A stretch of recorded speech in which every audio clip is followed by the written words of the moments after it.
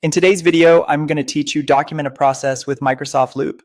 First, open Microsoft Loop in your browser or desktop app.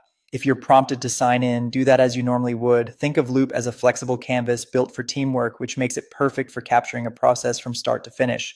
Next, open an existing workspace or create a new one. A workspace is like a container for related pages and components. So choose or create a space that matches your team or project.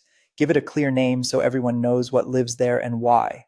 Now add a new page dedicated to the specific process you want to document. Title the page with the exact process name so it's easy to find later. At the top, add a one-sentence description that explains the goal of the process and who it's for.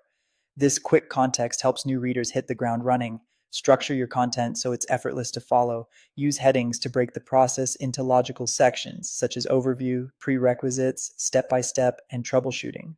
Within each section, use concise bullet points for details and numbered lists for the actual sequence of steps. Be explicit about inputs, actions, and expected outcomes. Where helpful, note the role responsible for a step in any tool or link they'll need. To make the page interactive, type the /key to bring up Loop's insert menu. Add a task list for actions that need owners and due dates, a checklist for repeatable items that simply need to be confirmed, or a table to track versions, approvals, or handoffs. Interactive elements keep your process living and actionable rather than static text. Enhance clarity with visuals. Drag and drop screenshots to show what success looks like on screen, or embed short videos to walk through complex steps. You can also upload supporting files like PDFs or Word documents so everything lives in one place.